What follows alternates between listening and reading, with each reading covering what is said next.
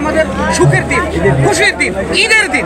আরো কি কেউ তো এখনো যারা দোষর, ফ্যাসিবাদের দোষর, যারা এই দোষরদেরকে পালছে, যারা এই স্বৈরাচারকে এই দেশে প্রতিষ্ঠিত করছে, তাদের কিছু ইন্ধন এখনো রয়ে গেছে। এই ইন্ধন থেকে বাইর না হওয়া পর্যন্ত এই শয়তানি উপদেষ্টা যেগুলো আছে এগুলো বাইর করা যাবে না, এগুলো বাইর করতে হবে এবং দেশ প্রেমিক উপদেষ্টা দিতে হবে।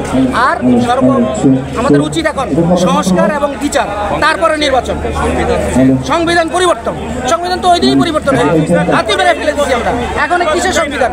এখন বিচার সংস্কার ছাড়া কোনো রকম এবং পিয়ার পদ্ধতির নির্বাচন ছাড়া কোনো রকম নির্বাচন আমরা হইতে দেবো না, মানি না, মানবো না। সংস্কার করতে হবে, বিচার করতে হবে, তারপরে না। আমরা দেখছি যে আসলে এই যে ফ্যাসিবাদ সরকার যে আসলে আওয়ামী লীগ ছিল, তারা কিন্তু এই আগস্ট মাসকে ঘিরে কিন্তু নাশকতা করার পরিকল্পনা করেছিলেন। একজন সেনা কর্মকর্তা এটার সাথে জড়িত ছিলেন।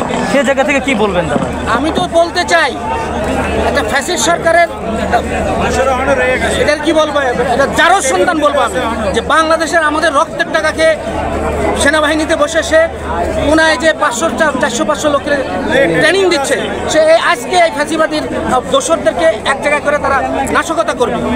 আমাদের পক্ষে আল্লাহ আছে, আমাদের পক্ষে এই দেশের যুব সমাজ, তরুণ সমাজ, কিশোর সমাজ আছে, আমরা এটাকে রুখে দেবো। কিন্তু তারপরেও এই ধরনের ট্রেনিং কেন হলো?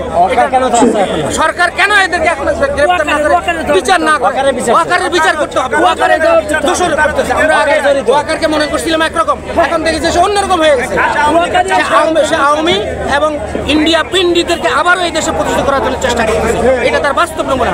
আমরা এর বিতর্কত সমস্যা কি দুর্নীতি, কি পরিকল্পনা করতেছে, এগুলো বের করতে চাই এবং বের করে উচিত বিচার করতে চাই।